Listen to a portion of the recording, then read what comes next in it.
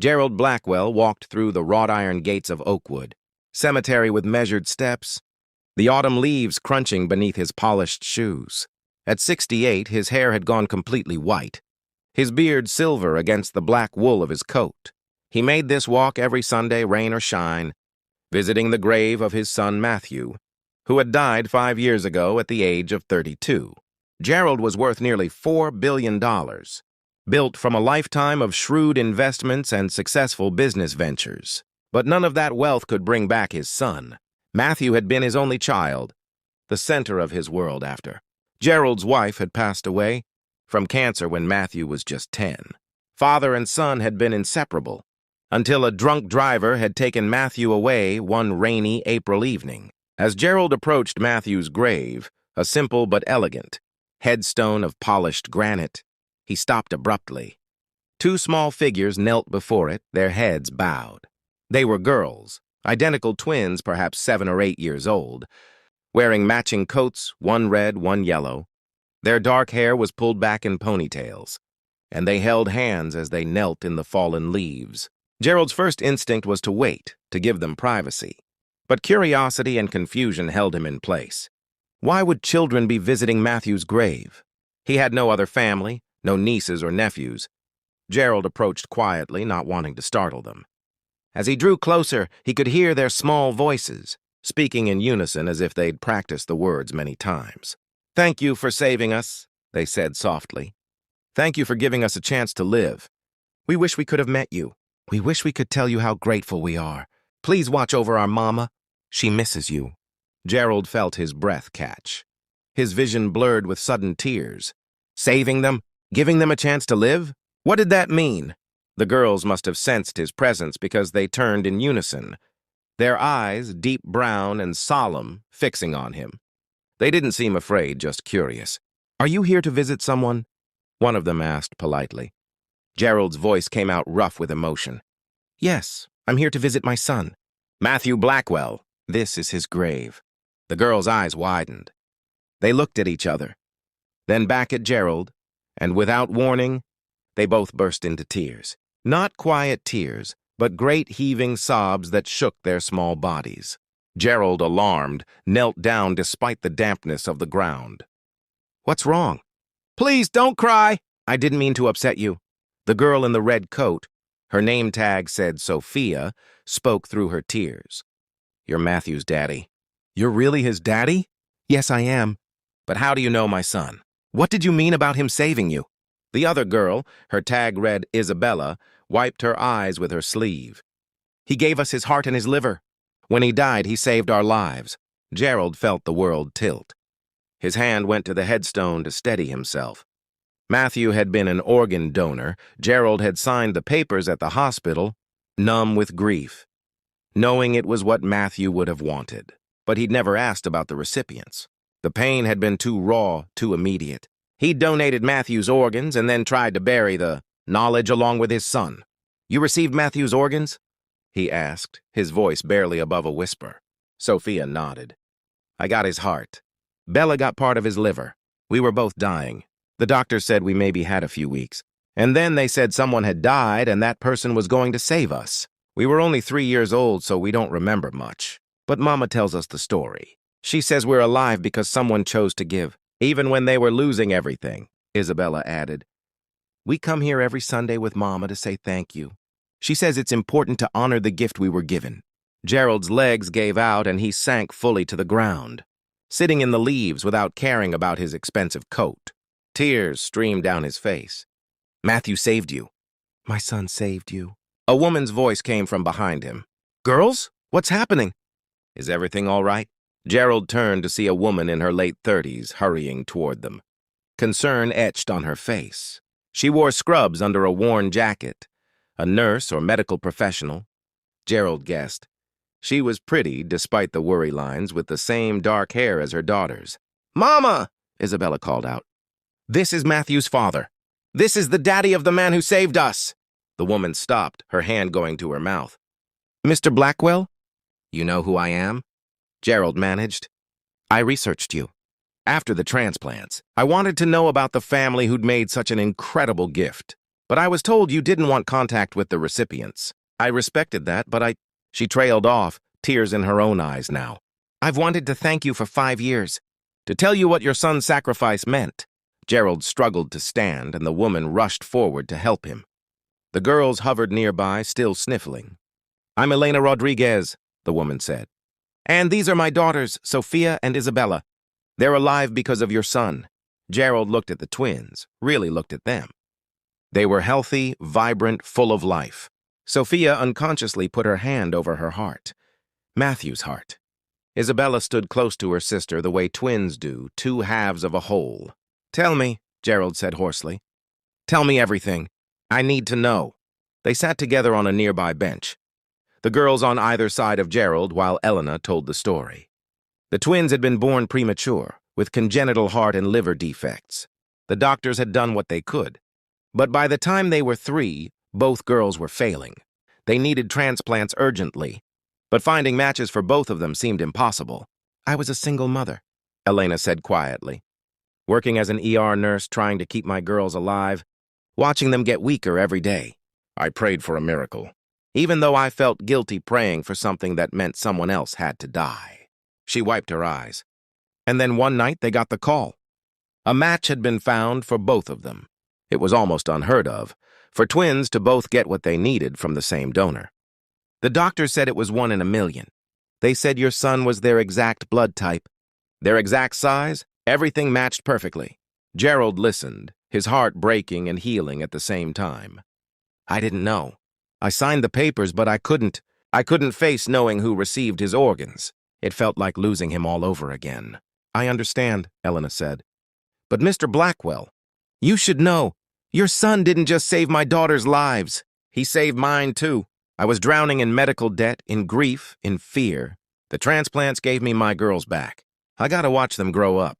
I got to see them start school, make friends, live normal lives. Every day with them is a gift from your son. Sophia tugged on Gerald's coat sleeve. Can I tell you something?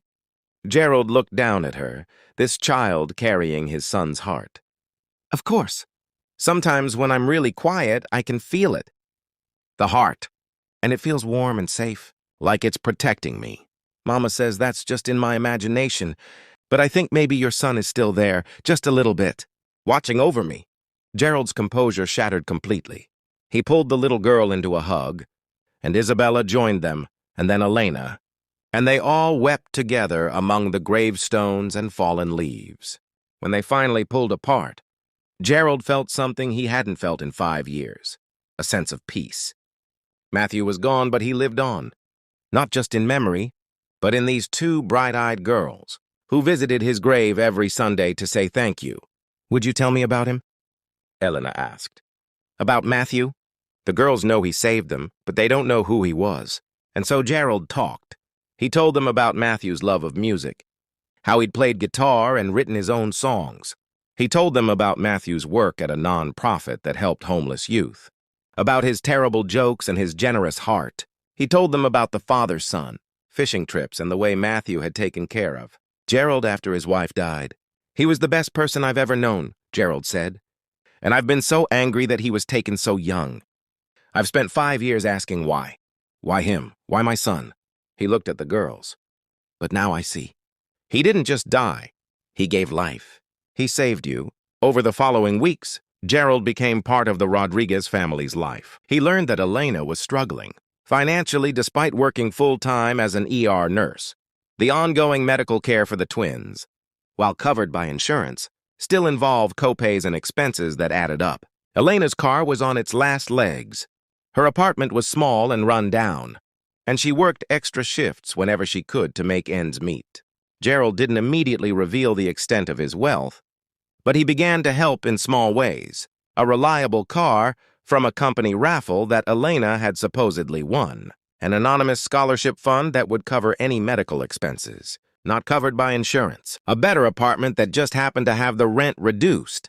But more importantly, Gerald gave them his time and his heart. He attended the girls' school events and art shows. He taught them to play chess and took them to museums.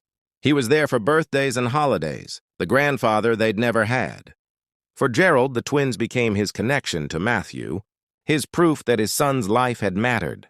that his death had meaning, but they also became precious to him in their own right. Two remarkable little girls, who faced each day with courage and gratitude. One evening, about 6 months after that first meeting at the cemetery, Gerald sat with Elena after the girls had gone to bed. They'd had dinner at his house. He'd finally revealed who he was and how much he could help, and Elena had been overwhelmed but grateful. "I want to do something," Gerald said. "I want to establish a foundation in Matthew's name to help families dealing with pediatric transplants, to cover the costs that insurance doesn't, to provide support, to make it easier for people like you who are trying to keep their children alive." Elena's eyes filled with tears. "Gerald, that's beautiful." "I want you to run it. You understand what these families go through. You've lived it. And I'll fund it completely, whatever it needs." The Matthew Blackwell Foundation was established within the year. Elena left her nursing job to run it full-time. And Gerald provided the resources to make it one of the most effective transplant support organizations in the country. They helped hundreds of families, covering expenses, providing emotional support, and connecting recipients with donor families when both sides wanted that connection.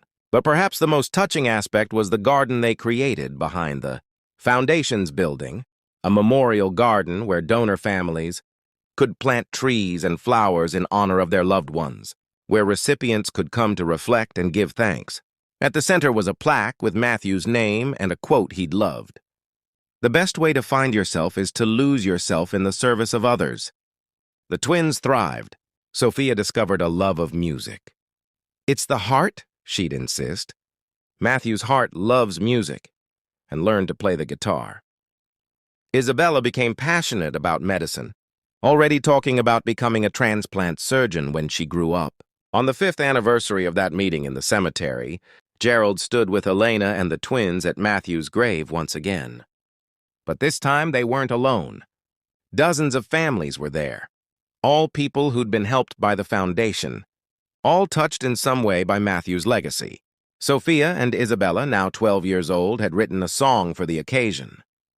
They performed it there in the cemetery, Sophia on the guitar that had once been Matthew's, both girls singing in harmony. The song was called "The Gift," and it spoke of the courage it takes to let go, the love that transcends death, and the way one life can ripple outward to touch countless others. As Gerald listened to the girls sing, their voices strong and clear, Sophia's hand absently resting over her heart. Matthew's heart. He finally understood. Matthew's death had nearly destroyed him, but in that destruction, in that terrible loss, something new had been born. Not a replacement for what he'd lost, but something equally precious. A new family, a renewed purpose, and the knowledge that love doesn't end with death. After the ceremony, as people mingled and shared stories, Isabella came to stand beside Gerald. "Are you okay, Grandpa?" she asked. She'd started calling him that a year ago, and each time she said it, Gerald's heart swelled. "I'm more than okay," Gerald said honestly. "I'm grateful. For you, for your sister, for your mother. For this second chance at family. We're grateful too," Isabella said. "We know we can never replace Matthew, and we don't want to. But we love you, and we're so glad you found us. Or we found you." However it worked. Sophia joined them, slipping her hand into Gerald's. "Do you think he knows?" she asked. "Matthew, do you think he knows what happened? That his heart is still beating, still loving people? That he saved us and helped all these other families too?" Gerald looked up at the sky, remembering his son's smile, his laugh, his enormous heart. "Yes," he said with certainty. "I think he knows, and I think he's proud of all of us." That night, Gerald sat in his study, looking at a photograph of Matthew that he'd finally been able to display again. Beside it was a newer photo of him with the twins, all three of them laughing at something Elena had said. He thought about that day at the cemetery, when he'd heard two little girls praying at his son's grave. He'd thought his grief would kill him. He'd thought he had nothing left to live for. But he'd been wrong. Matthew's death had given life to the twins, and the twins had given new life and purpose to Gerald. Out of tragedy had come something beautiful, a family knitted together not by blood, but by the ultimate gift, by sacrifice and gratitude, by the understanding that love is stronger than death. Gerald pulled out his journal and began to write, something he did every night now. He wrote about Matthew, about the girls, about Elena, about the foundation and the families they were helping. He wrote about the transformation from grief to hope, from despair to purpose, and he ended the entry as he always did. Thank you, Matthew. Thank you for your generous heart, in life and in death. Thank you for saving these precious girls. Thank you for teaching me that there's always a reason to hope. Always a reason to love, always a reason to keep going. Your heart still beats, your legacy still grows. And your father still loves you, forever and always. In a bedroom across town, Sophia lay in bed with her hand over her heart, feeling its steady rhythm.